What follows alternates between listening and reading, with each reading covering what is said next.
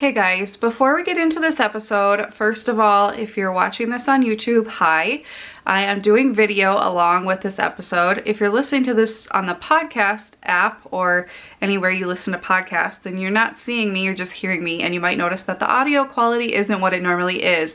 I just have to say before we jump into this episode that I tried recording this 2 different times. I'm trying to incorporate video and audio while using my microphone, and both times somehow, despite me checking a bazillion times, the audio from my microphone didn't record properly. So you're just getting this from my camera. It's not horrible quality, but it's definitely not the quality I'm used to. So I'm gonna work on this, but I am still new to the whole podcasting world, so please forgive me.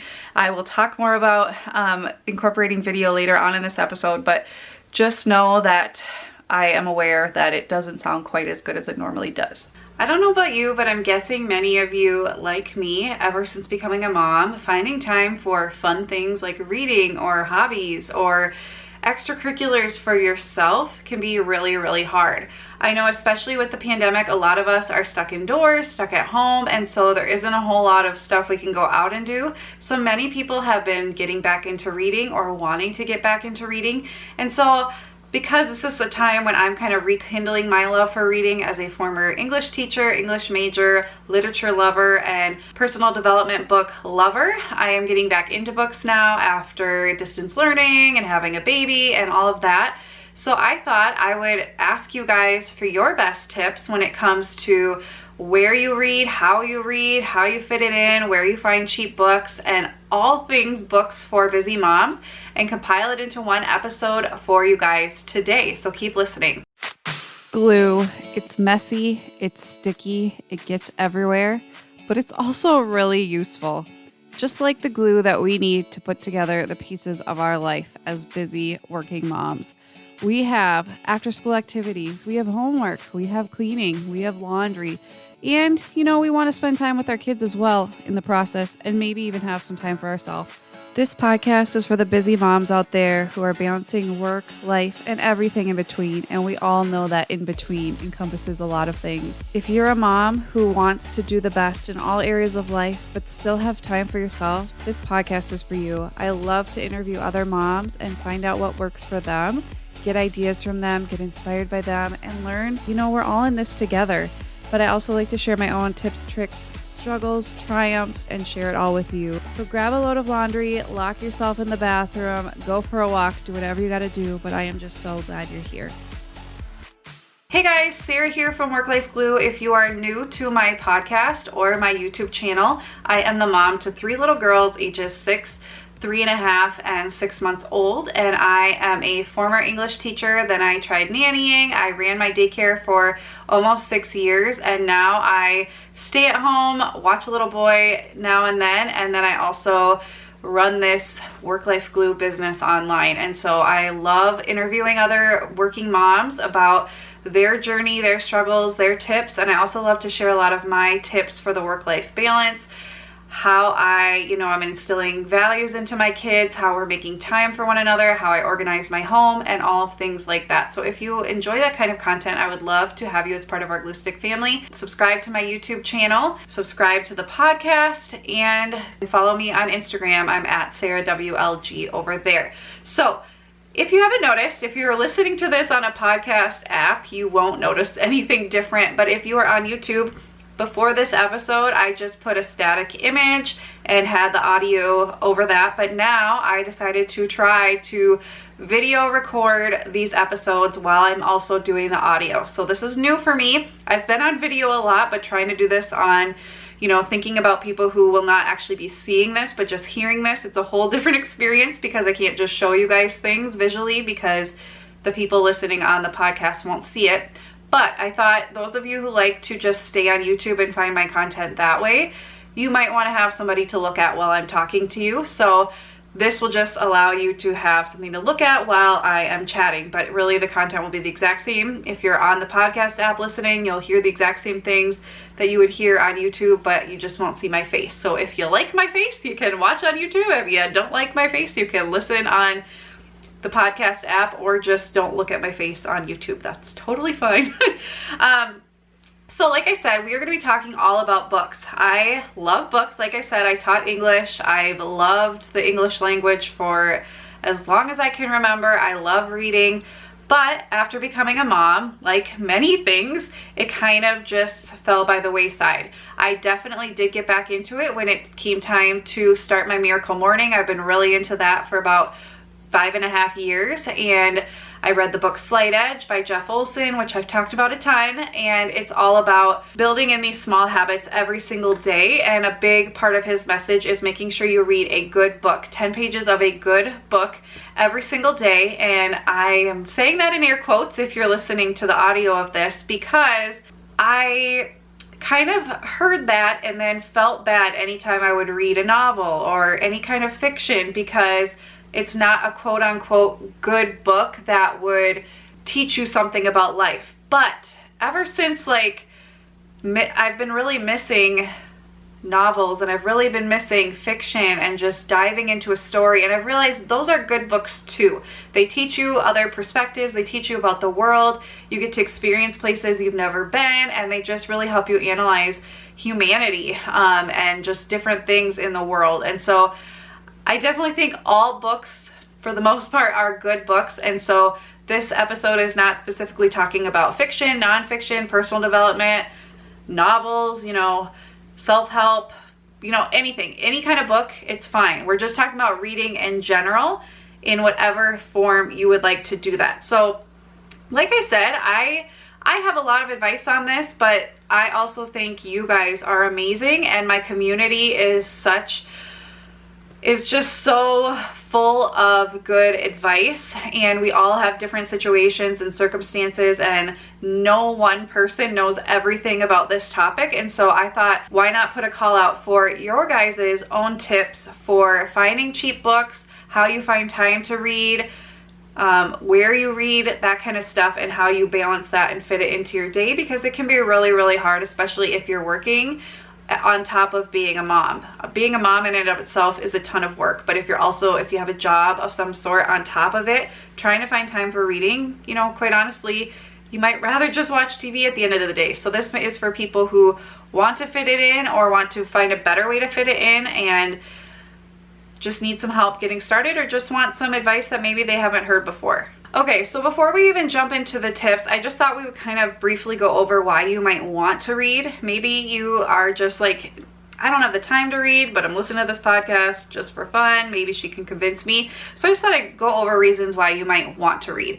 So first of all, to gain knowledge of some sort. I've read tons of parenting books, tons of business books, tons of time management, productivity, habits books, and they've really helped me just become better at different areas of my life, and I've learned a lot from books.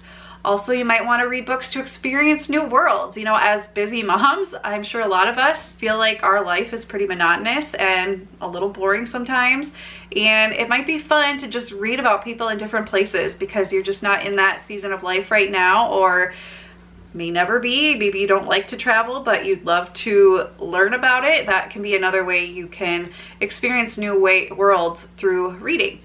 To ponder our world, there is so much to ponder in today's world, but the books can really just put you in somebody else's perspective and help open your eyes to things in a way that nothing else really can. It's just a wonderful way to get in somebody else's head. You might just want to read for entertainment, and you don't want to be on social media or watching TV or just, you know, scrolling on your phone and falling asleep. You want to actually be, you know, stimulating your mind in some way through that entertainment. To feel understood is another reason. I know reading books about moms helps me feel understood. When I was going through infertility, reading other people's struggles helped me tremendously to not feel so alone. So if you're going through something, so many different things, divorce, having an ill parent, having a child with a disability, you know, so many different things that you could be going through, reading books about the same topics can just really give you advice, but also just help you feel understood when you feel really alone. It can also do the same thing of helping you understand others that are going through similar things, as maybe people you know. You can read a book about that and you can understand yourself. Maybe you just enjoy reading and that's all there is to it. That's a perfectly good reason to read. And then also I think we can all agree that it's really good for our kids to see us reading, because they say, don't do as I say, do as I do. And if you just tell kids to read and you read to them, that is good. But it's even better if they see you reading. They will associate reading with a lifelong thing that not just kids do, but adults do too. And if we want them to be lifelong readers, we should also be modeling that for them. Okay, so the big question is, when should I read? I want to read, I have the motivation, I've got a bunch of books that I want to read, but when am I actually supposed to fit it in? I'm so overwhelmed, I don't have any time. When can I fit it in? You guys have so much great information, so I'm just going to list off a bunch that you guys said on Instagram and Facebook and on YouTube. I also have a Facebook group, if you guys don't know, and it's full of women and moms who have a similar philosophy as me and really are drawn to what I talk about in my message online. So you can go find that. I'll have a link in the show notes. It's the Work Life Glue Moms Facebook group. So I often will ask you guys for advice, and I will share it, you know, on here and give you a little shout out. So I really appreciate you guys doing that. It's such a community builder, I think, and we can learn so much from one another. And I apologize if I say anybody's name wrong, because I'm not perfect at that. So Miss Mama B of 3 on Instagram said, my most productive reading time is while my girls shower. All 3 shower in the evening. Any other time I almost expect to be interrupted, even with older girls. So as a mom to littler kids, I totally get the interruption, but it's interesting to hear she still gets interrupted a lot with older kids, and so she will read when they're showering. That's a great thing. You can even also read if your kids are little and they're in the bath and maybe they get into playing and you can just sit next to them and read. I think that's a wonderful thing to do when they're kind of occupied. I think there's nothing wrong with that. I think it's great for them to know you're doing that. Little Raccoons of DC on Instagram said, I take my book to school pickup because we have to wait in the car for a while, so I read then. So I think that's great. I think reading during those off times is a great idea, and we have so many times as moms where we're just waiting around. I feel like, especially once this pandemic is hopefully over one day, we'll have doctor's appointments and school pickup and, you know, waiting for your kids to come home or waiting for your spouse to come home or waiting. I just feel like I wait on a lot of people in my life, and I think that can be a great time to, instead of picking up your phone, you can read. Chell Summer on Instagram said, physical books in the school pickup line waiting for my daughter, audiobooks at work. So she reads different types of books depending on where she is. I think that's also very smart and something I've been adopting. Sometimes when my kids are playing really nice, I will just sit and read an actual book on my Kindle or a physical book. But while I'm cleaning up after supper or cleaning the house or on walks, I will listen to audiobooks. So you can do 2 different books. You can also use a thing called Whispersync, which my friend Jenny, who's an amazing reader and has really inspired me, she told me about. You can pay a little bit more for your Kindle book and get the audiobook as well, and you can switch between.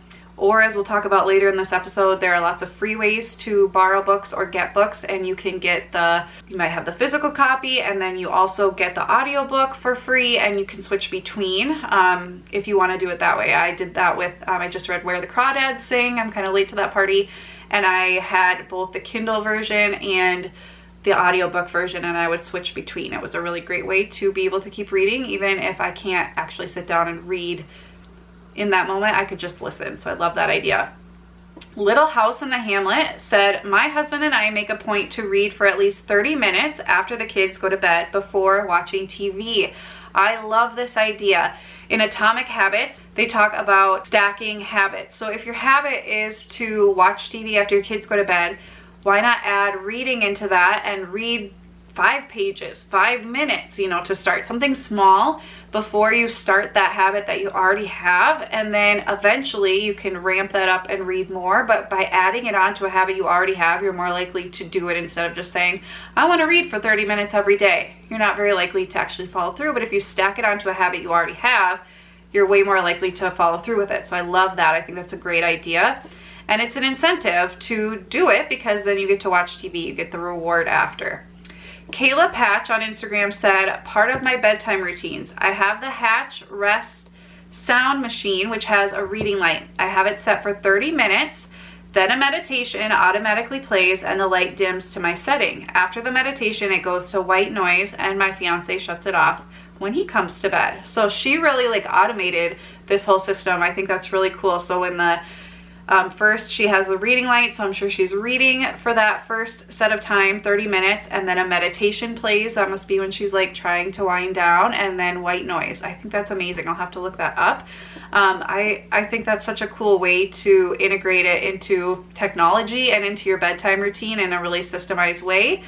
That's easy to replicate every single day, so you're fitting it in. Naz Lovey on Instagram said, I have a lamp to clip on my book and I read while nursing and listen to another audiobook on walks. So I love that idea. If you've got little kids and you're home with them on maternity leave or at night or whenever, when you're nursing them or caregiving in some way, rocking them to sleep, you can be reading. You don't have to fall asleep yourself. You could be reading either an audiobook on your phone or have a little light to read. I think that's a great idea. E. Daniel Baker on Instagram said, first thing every morning, 30 minutes at 4 a.m. Reading is brain exercise.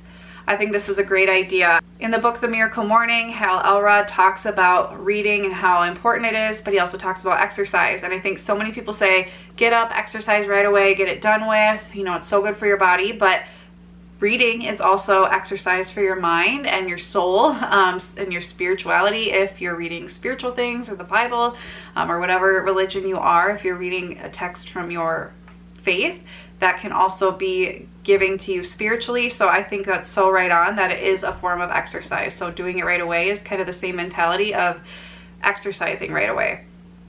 Colby Laura on Instagram said, I read before going to bed in an effort to not be on my electronic device before bed. Love that. I'm definitely guilty of being on my phone, and I'm trying to replace it with reading as well. Stephanie De Diego on Instagram said, I fit reading in when I'm taking a bath or unwinding for bed. Other than that, my kids interrupt me too much. So she's doing it while she's giving self-care to herself in the form of a bath. If you go for walks, that can be another great time where while you're exercising, you could be reading or listening to audiobooks. Double kind of like multitasking is another great thing. I also personally have a Bluetooth speaker in my shower, and I listen in the shower on my speaker for audiobooks. So that's also a great way to do it if you're showering or taking a bath. M_Tucker16 on Instagram said, I read as I nurse and rock my 1-year-old to sleep.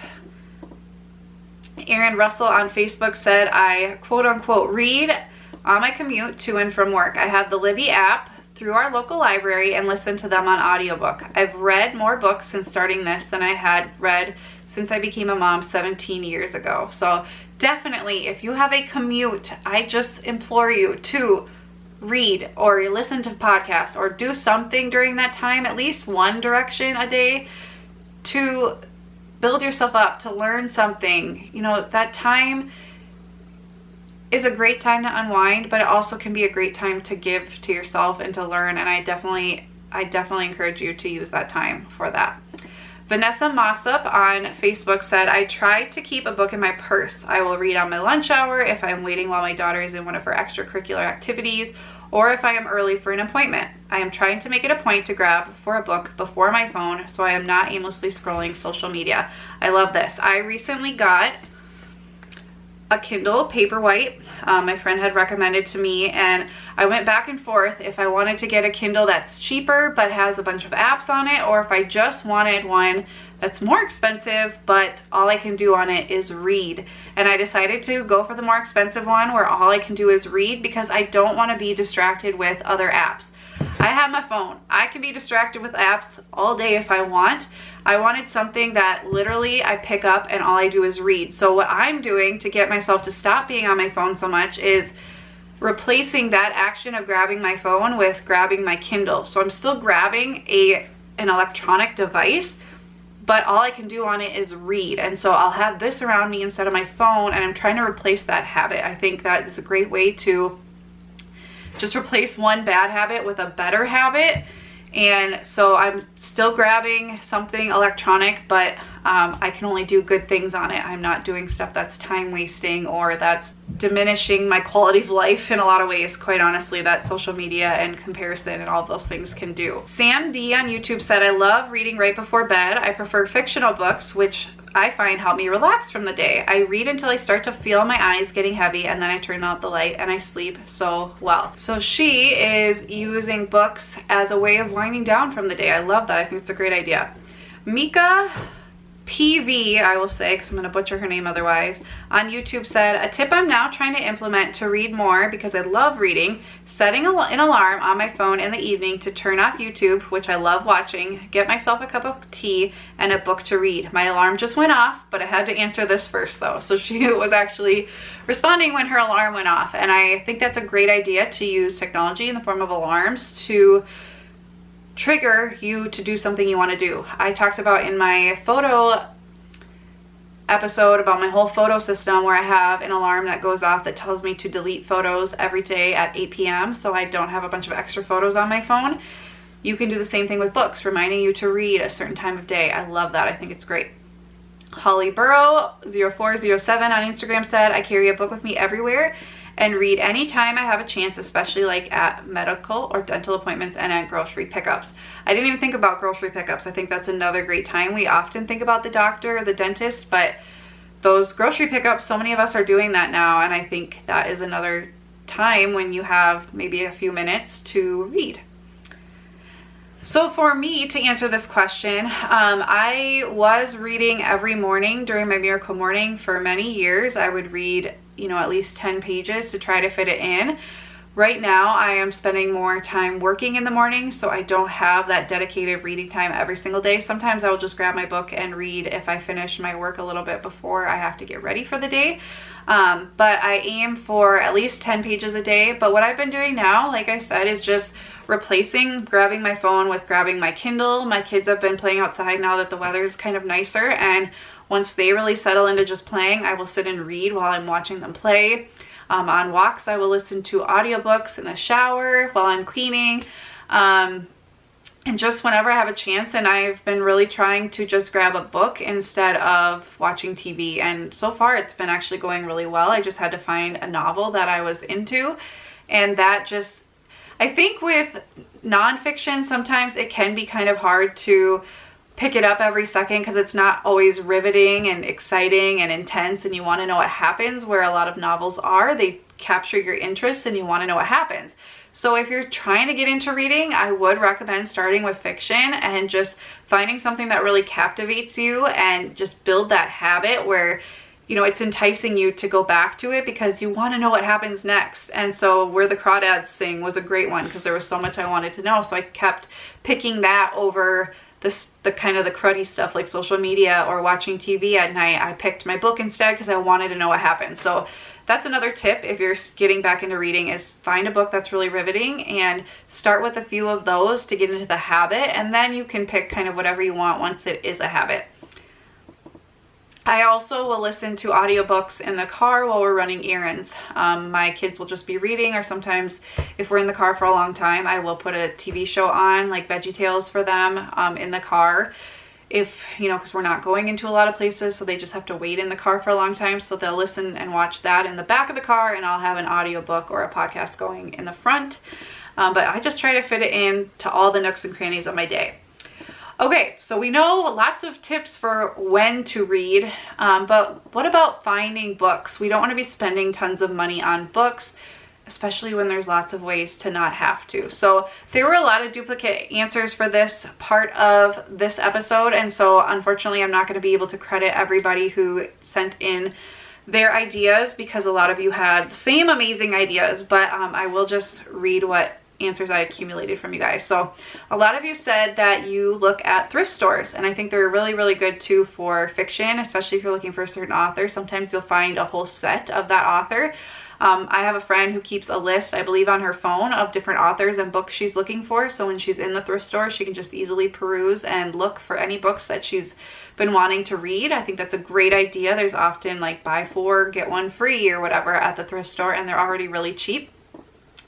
The dollar store. Some people really get lucky when they're at the dollar store and they find these amazing books that they've been wanting to read for just $1. And a lot of times they're hardcover and great quality, brand new. A lot of people said thriftbooks.com. I have not looked into that yet, but so many of you guys said that, so it's definitely one to look into. And then Amazon. I think we all know that Amazon has their Kindle selection library full of books, so you can get ebooks that way. I just, when I got my Kindle, I got an email that said I can get 3 months of Kindle Unlimited for free. It's normally $9.99 a month, and from what I understand, I think you can get like up to 10 books to borrow at one time or something like that. And you're just borrowing them and then you have to return them, but you can read all these books, and it's a much bigger library than their Prime reading library, which you also, if you're a Prime member, can find books on there, but it's much more limited, whereas Kindle Unlimited has a lot more books that are in there, and you just pay $10 a month, or you can get, you know, 2 to 3 months for free if you buy a Kindle, which is a great deal. And then just Kindle books in general are often cheaper than buying the hard copy, and then you don't have to have all these hard copies sitting around. You can just have them on your Kindle or your e-reader or tablet or phone and read them that way.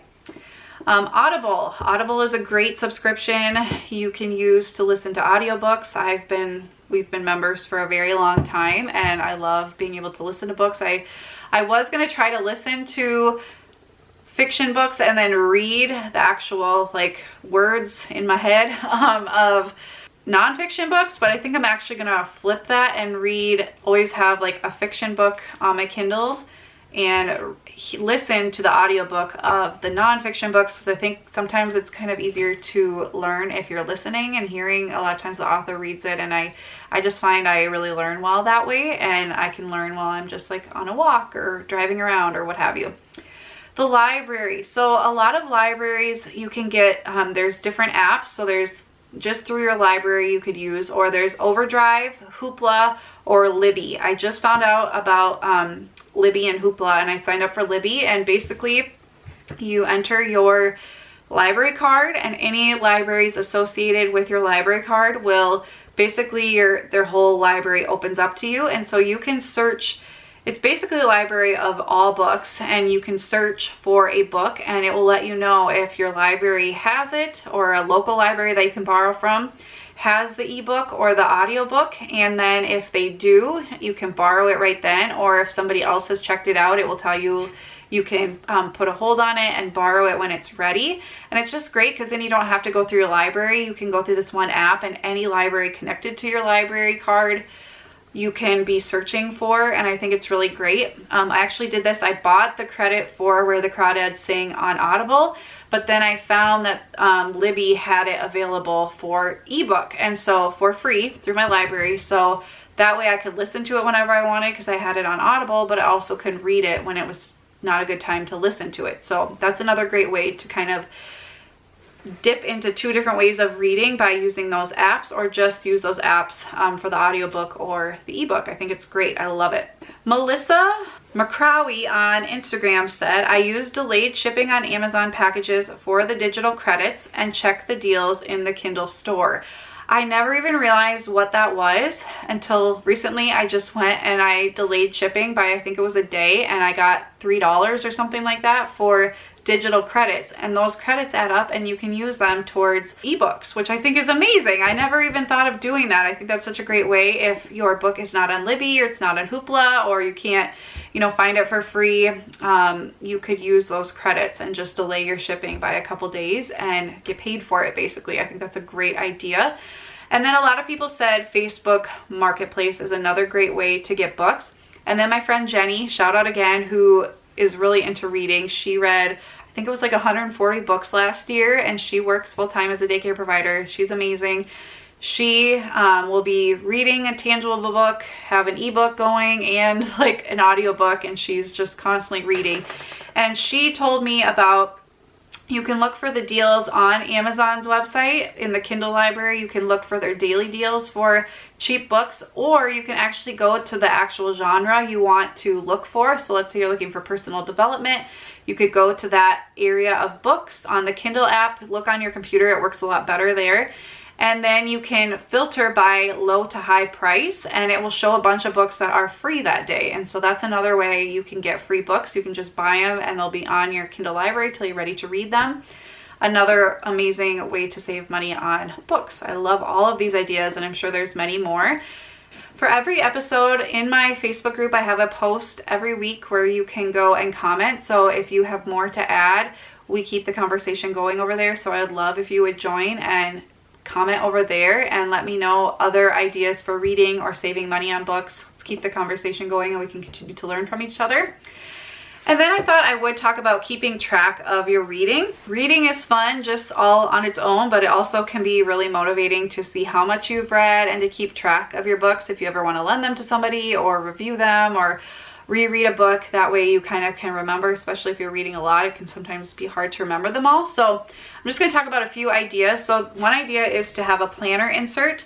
I am going to have a video on my planner really soon if it's not out already by the time this episode goes out. But in my planner, I have a whole section on reading, and I just printed out some inserts on Etsy where I keep track of books I want to read. So I have a nonfiction list, I have a fiction list, and then I'm also keeping track if I have it like on Kindle, on audiobook, or the hard copy of it. And then I also keep a list of chapter books that I want to read with my kids. And then I also have a insert where I have a place to actually print out a little picture of the book and then review the book. It says like how many pages the book is, when I started it, when I ended it, and then a little review. And I just think it's really cute and a fun way to keep track of your books.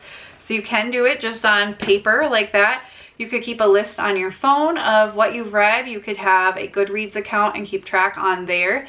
Or my friend Jenny, like I mentioned, has an Excel spreadsheet she showed me, which is super detailed. So that's also a really cool way to keep track of all the books you want to read, all the books you've read, do reviews, and kind of a inventory of what you own. If you have a lot of books like all over the place on Audible, on your e-reader, and hard copies, it can sometimes get a little confusing. So that way you could keep track of it better on an Excel spreadsheet. So thank you to everybody who sent in your tips when it comes to reading. I hope this episode gave you a few ideas and encouraged you if you are kind of on the fence about fitting in reading or have really been wanting to, or just want some advice on how to fit it in. Maybe you're in a new season of life. Hopefully you gained something from this episode. I definitely want to do more episodes like this in the future where I get ideas from you guys and kind of combine it all into one episode to give you the most bang for your buck. I just love helping you guys out and finding ways to encourage busy moms, because we need all the encouragement we can get. And I think reading is such a good way to give back to yourself, but it also gives back to your family because you're learning and you're growing and you're filling up your cup so you can then pour into theirs. So thank you guys so much for watching / listening, depending on where you are finding this and watching or listening to it. If you liked having the video, let me know. I would like to know that. It's a lot more complicated to do it this way, but I have enjoyed recording this, and I hope to do it for interviews too if the person I interview is comfortable with it, so stay tuned for that. But as always, thank you guys so much for being here and listening to what I have to say. Go get something done, go love on your kids, go live your dreams. I'll talk to you soon.